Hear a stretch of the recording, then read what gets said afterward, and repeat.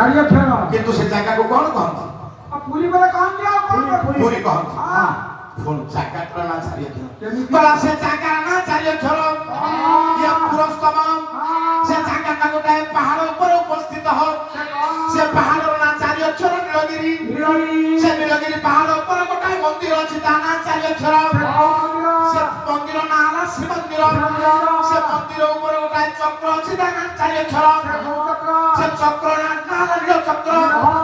ସେ ମନ୍ଦିରରେ ଚାରି ଜଣ ଦେବତା ପୂଜା ପାଆନ୍ତି। ଜଣେ ଜଗନ୍ନାଥ, ଜଣେ ବଳଭଦ୍ର, ଜଣେ ସୁଭଦ୍ରା, ଆଉ ଜଣେ ସୁଦର୍ଶନ। ସେ ଚାରି ଜଣ ପୁଣି ଚାରି ବର୍ଣ୍ଣର।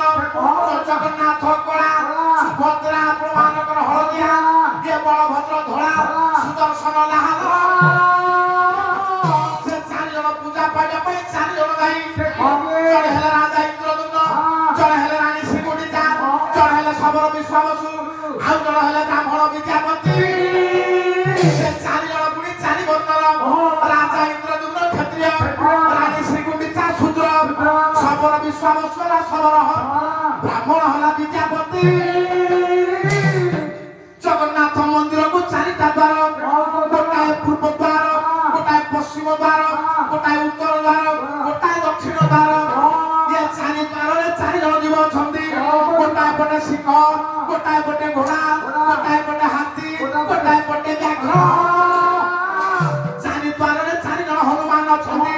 ପୂର୍ବ ପଟେ ଫତେ ବୀର ଚାରି ଅକ୍ଷର, ପଶ୍ଚିମ ପଟେ ଚକ୍ରବୀର ଚାରି ଅକ୍ଷର, ଉତ୍ତର ପଟେ ବଜ୍ର ବୀର ଚାରି ଅକ୍ଷର, ଦକ୍ଷିଣ ପଟେ କାନବାତା।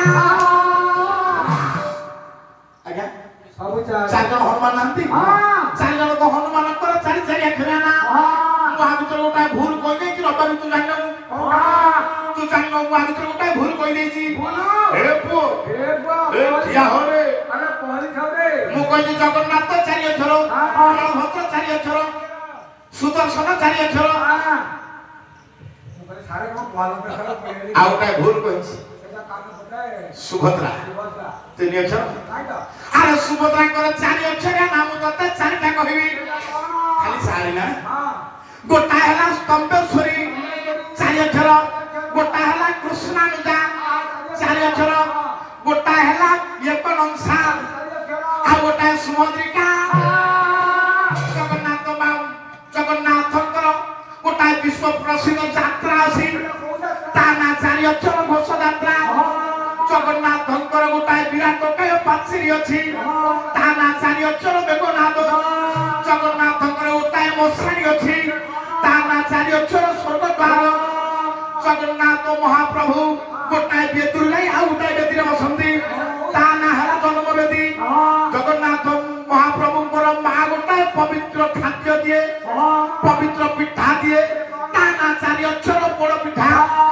ଯୋଉ ମା ଖାଇବାକୁ ଦିଏ ତା ନା ଚାରି ଅକ୍ଷର। ଆପଣ କହିବେ ମାଉସୀ ମା। ସେ ମାଉସୀ ମାର ଚାରି ଅକ୍ଷରିଆ ନା। ମାଉସୀ ମା ଚାରି ଅକ୍ଷର ନା ହେଲା ଅଧାଶନି।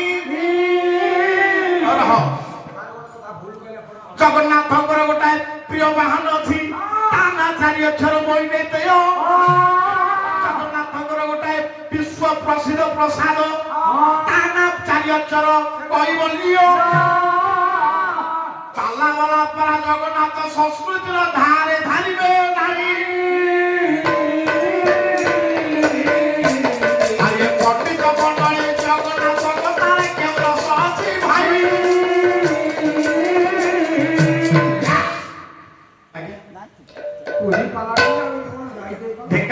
ଢେଙ୍କାନାଳ ପାଲା ବାଲା କେ କଥା କହିବେ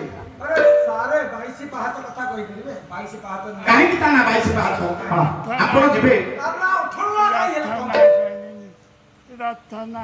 ସାରେ ହଁ ଠିକ।